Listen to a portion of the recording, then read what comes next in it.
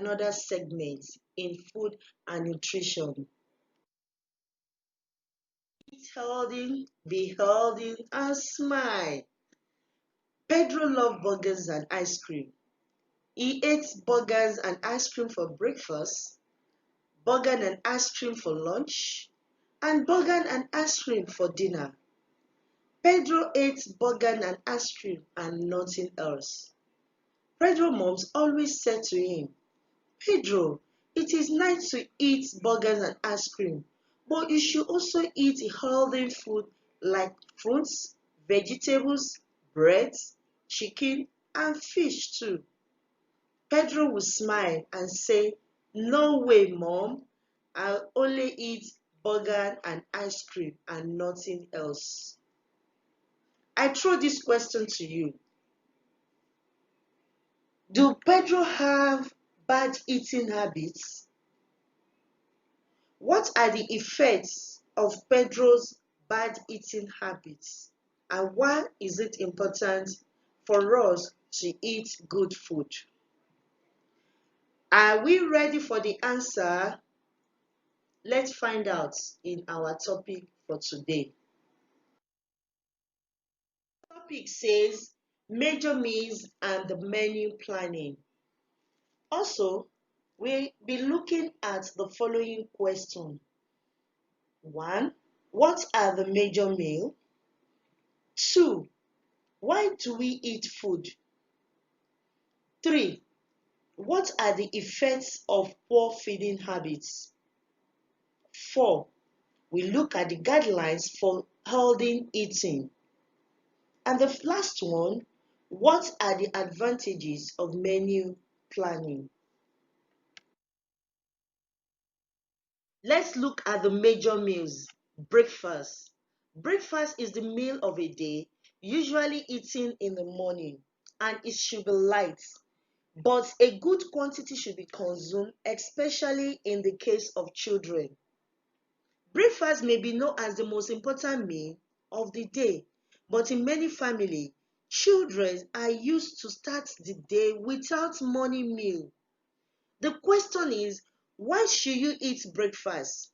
You eat breakfast because it gives you a jump start on meeting your nutritional requirement for the day. And also, you can get the part of making more healthy choices. So therefore, make sure you eat a daily breakfast is one of the simplest way to improve your health behavior and school performance. Food like the following could be eaten or taken as a breakfast. For example, 1. Egg stew and boiled or fried yam. 2. Moi moi and pap. 3. Egg, bread, and tea or cocoa. Lunch is another major meal. Lunch is always eaten in the afternoon and it should be heavy. Lunch varies in size depending on the culture, and its importance differ in various places of the world. Examples of food that can be eaten as lunch are: 1. You can take beef with mellow or vegetable soup and fufu or semovita. 2. You can also eat fish stew and rice with pineapple juice. 3. You can take assorted meats, ewedu soup and amala. 4. You can also take fried rice, chicken with orange juice. Supper is another major meal. Is usually taken in the evening and should be light. Example of food that can be taken are bean stew and boiled plantain, moi moi and agidi, fish, vegetable stew and boiled rice. You can see from our image here. Do you remember Pedro?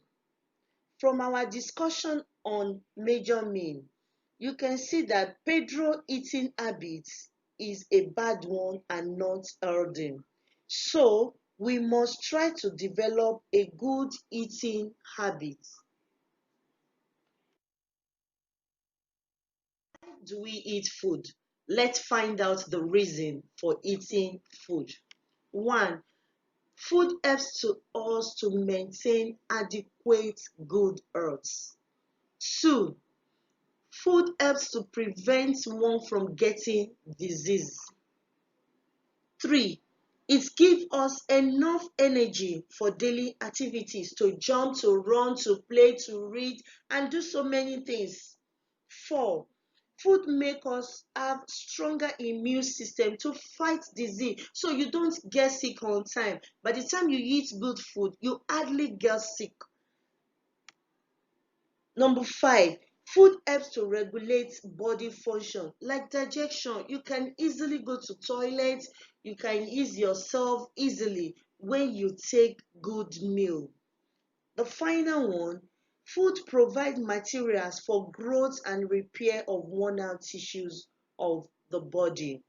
So therefore, it is good for us to eat good food. Starting from now on, I want to see you eating good food. Leave biscuits alone, leave cake alone, forget ice cream, forget sweets. Make sure you eat good food. As guidelines for healthy eating habits. So we want to look at table manners. What do we mean by table manners? Table manners are the rules used while eating, which may also include the use of utensils, that is, fork, knife, and spoon. Different cultures observe different rules for table manners. Each family or group sets its own standard for how strictly these rules are to be used. Now let's look at rule number one for table manners. One, sitting position at the table must be in an upright position.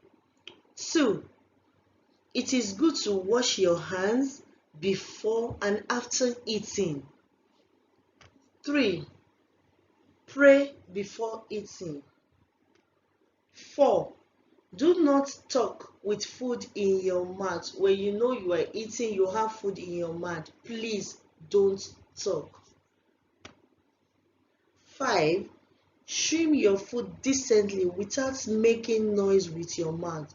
Some of you will be eating and people far away from you can hear your mouth making noise. Is a bad table manners. Number 6, use cutlery properly. That is your spoon, fork, and knife. Number 7, cover your mouth and nose if you need to cough, sneeze, or beg. 8, never rush your food. Please don't stuff your food in your mouth. Take small bites and never wolf down your food. Number 9, do not stretch over other people's food. It's a very bad habit. Make sure you ask the person sitting next to you to pass something that you need. 10, chewing your food properly before swallowing. And the final one, remember to thank the adults around. Always pick your plates and say thank you.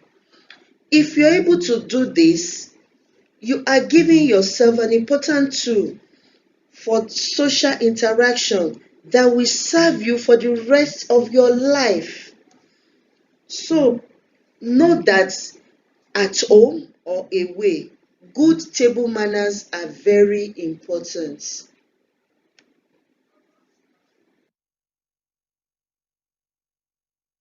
At the effect of poor eating habits. Let's look at the effect of poor eating or feeding habits.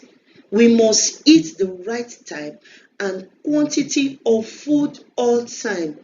Too little food is not adequate for the body, and too much food can have some undesired effects on the body. Poor nutrition can contribute to stress, tiredness, and our capacity to work.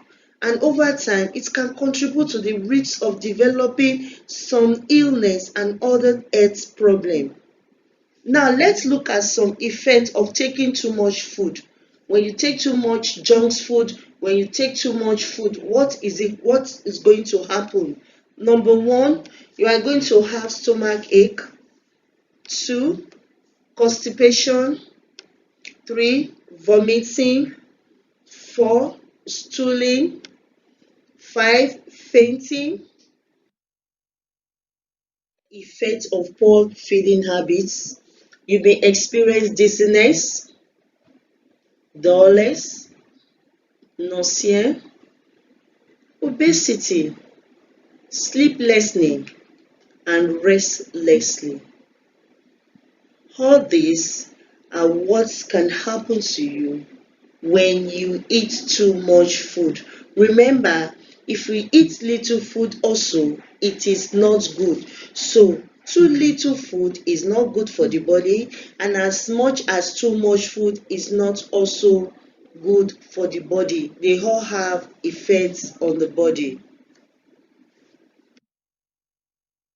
Advantages of menu planning. Before we talk on the advantages of menu planning, let's first look at the meaning of menu planning. Menu planning is the process of deciding what you will eat for each meal, including main dishes and other side dishes. It also entails knowing how many meals to plan for and when to serve them. Menu planning is an important task because it saves time, money, and promotes healthier choice. Now let's look at the advantages. Number one, menu planning allows for wise use of scarce resources. At times, some food items may not be available. So by the time you have your menu, you are planning, you'll be able to use wisdom. You will make a wise choice in using them. Number two, it makes serving of a balanced diet regular. So what we are saying is that your balanced diet intake will be regular. Number three, it serves as a guide to purchase of food needs. You don't need to go to the market, or you don't need to be taking food anyhow. You know exactly what you need. Number four, it allows for a great variety of meals for the family. So you are going to have different type of food eating at different time. It's not that you'll be taking bread every day, or you'll be taking rice every day. You are going to be having different variety of meal. Number five, it allows for good management of food item, thereby preventing wastage and also loss of food nutrient. You have your meal plan, you'll be able to have a lot of food nutrients in your food. Know that menu planning is a great way to make sure you're eating a balanced diet and meeting up your nutritional needs. Thank you for watching. Let's take a recap for today's learning. We start with the major meal, that is the breakfast, lunch, and supper. We also look at the reason why we eat food, which we say it helps to maintain one's good health, to prevent disease, and also to give us enough energy. We also look at the guidelines for eating habits, that is the table manners, where we said we must wash our hand before and after eating. We must not rush food in our mouths when we are eating. After eating also, we should be able to say thank you to an adult around us. And that table manner is an important aspect of our life. Finally, we now look at the advantages of menu planning.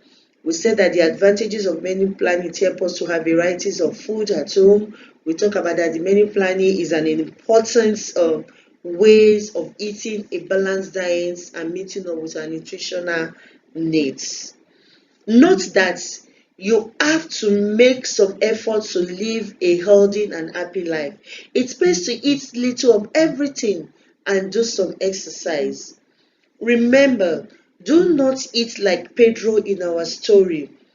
You can have a big impact on your health just by eating at home more often. Please do your assignments. Healthy eating, healthy living. Bye.